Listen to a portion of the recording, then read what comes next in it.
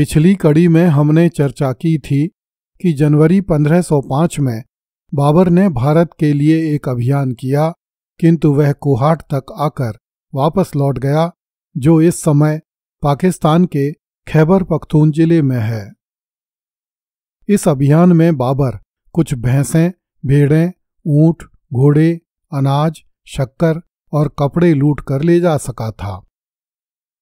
हालांकि बाबर ने यह अभियान सोने चांदी की मोहरों एवं हीरे मोतियों की आशा में किया था, किंतु इस क्षेत्र का सोना चांदी तो महमूद गजनवी से लेकर मुहम्मद गौरी तथा कुतुबुद्दीन ऐबक जैसे आक्रांता पहले ही लूट कर ले जा चुके थे। अतः बाबर को इस क्षेत्र से अधिक कुछ नहीं मिल सकता था। इस काल में बाबर कोहाट से आगे चलकर सिंधु नदी पार करने की हिम्मत नहीं कर सका। उसके पास न तो सेना थी और न भारत पर अभियान करने के लिए आवश्यक संसाधन। अतः बाबर ने वापस काबुल लौट जाने में ही भलाई समझी। ईस्वी 1508 में बाबर ने कांधार के किले पर अधिकार कर लिया।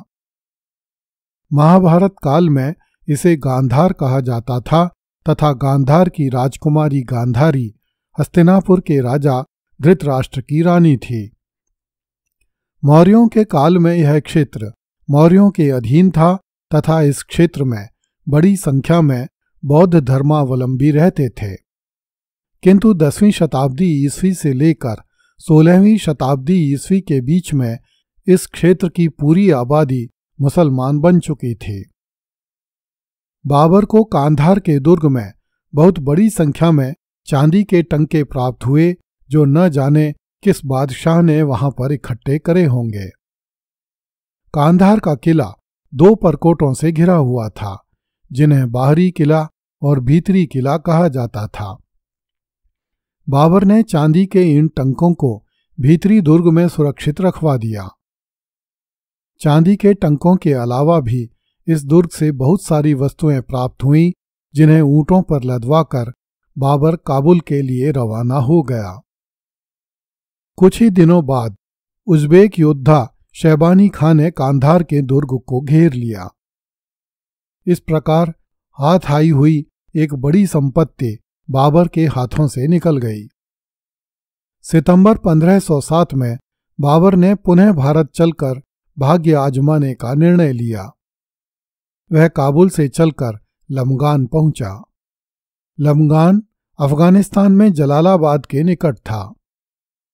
लमगान से मौर्य सम्राट अशोक के शिलालेख प्राप्त हुए हैं, जिनसे सिद्ध होता है कि यह क्षेत्र किसी समय भारत के मौर्य सम्राटों के अधीन हुआ करता था, जिनकी राजधानी पाटलिपुत्र में थी, जो कि आज के पटना के पास स्थित थी। 10वीं शताब्दी ईस्वी में इस क्षेत्र पर पंजाब के हिंदू शाही वंश के राजा जयपाल का शासन था, किंतु सुबुक्तगीन ने जयपाल को परास्त करके लमगान को गजनी के अधीन किया था। बाबर के समय काबुल से लमगान तक के मार्ग में डाकुओं के बड़े बड़े गिरोह रहा करते थे। इन डाकुओं ने स्थान स्थान पर बाबर की सेना का मार्ग रोका, किंतु बाबर इन डाकुओं का दमन करके नीनगनहार होता हुआ पुर अमीन घाटी पहुंच गया। उस समय इस क्षेत्र में भील जाति रहा करती थी, जो हिंदू धर्म का पालन करती थी और बड़े स्तर पर चावल की खेती किया करती थी। बाबर के सैनिकों ने सैकड़ों भीलों को मारकर उनका चावल छीन लिया।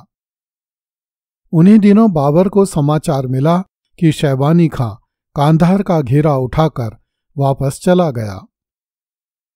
चांदी के वे टंके जिन्हें बाबर कांधार के भीतरी किले में छोड़ आया था, वे फिर से बाबर के अधिकार में आ गए।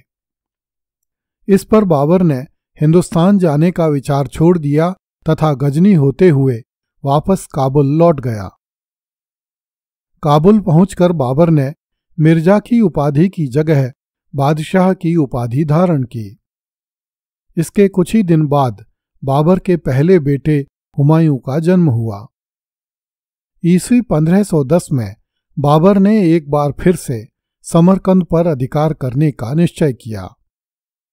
इसका मुख्य कारण यह था कि उन्हीं दिनों समरकंद के उज़्बेक शासक शैबानी खां तथा ईरान के सफवी शासक शाह इस्माइल में मर्व नामक स्थान पर भीषण युद्ध हुआ, जिसमें शैबानी खां पराजित होकर मारा गया। बाबर ने इसे अपने लिए अवसर समझा और वह ईस्वी 1511 में अपने पूर्वजों की राजधानी समरकंद पर चढ़ बैठा तथा समरकंद पर अधिकार करने में सफल हो गया। बाबर ने समझा कि उसके बुरे दिन अब समाप्त हो चुके हैं, किंतु शायद वह गलत सोच रहा था। कुछ समय बाद शैबानी खां के उत्तराधिकारी उबैदुल्ला खां ने समरकंद पर आक्रमण किया और एक बार फिर से समरकंद बाबर के हाथों से निकल गया। बाबर ने एक बार फिर से अपने बाप दादों के राज्य पर अधिकार करने का प्रयत्न किया और ईरान के शाह से सहायता मांगी। ईरान के शाह ने शर्त रखी कि यदि बाबर सुन्नी मत त्याग कर शिया हो जाए तो उसे ईरान की सेना मिल जाएगी। बाबर की महत्वाकांक्षा ने बाबर को ईरान के शाह की बात मान लेने के लिए मजबूर किया और बाबर सुन्नी से शिया हो गया।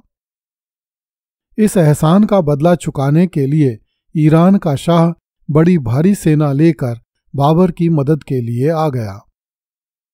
उसकी सहायता से बाबर ने समरकंद, बुखारा, फरगना, ताशकंद, कुंदूज और खुरासान के इलाके फिर से जीत लिए।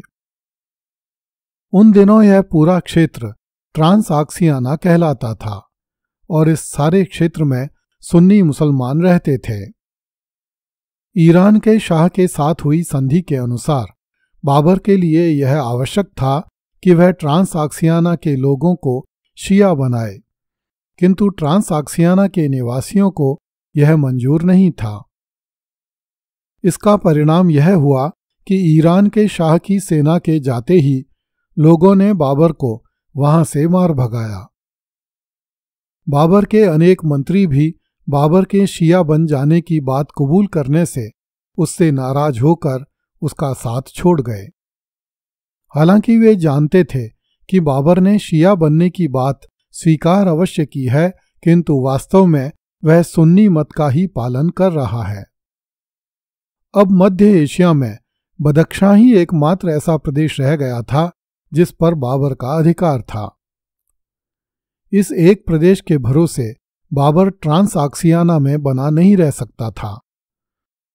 उसने बदख्शां को खान मिर्जा नामक गवर्नर की देखरेख में देकर ट्रांसआक्सियाना छोड़ दिया। अपने बाप दादों की जमीन से एक बार फिर से नाता टूट जाने से बाबर का दिल बुरी तरह से टूट गया।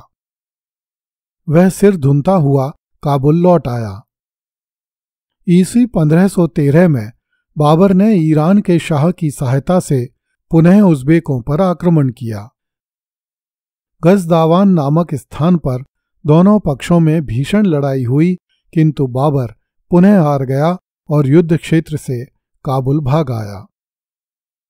इस युद्ध में बाबर को बहुत क्षति उठानी पड़ी। उसके बहुत से सैनिक मारे गए। अगली कड़ी में देखिए, बाबर को बंदूक और बारूदी तोप बनाने वाले मिल गए। कृपया इस चैनल को लाइक, सब्सक्राइब एवं शेयर करें। धन्यवाद।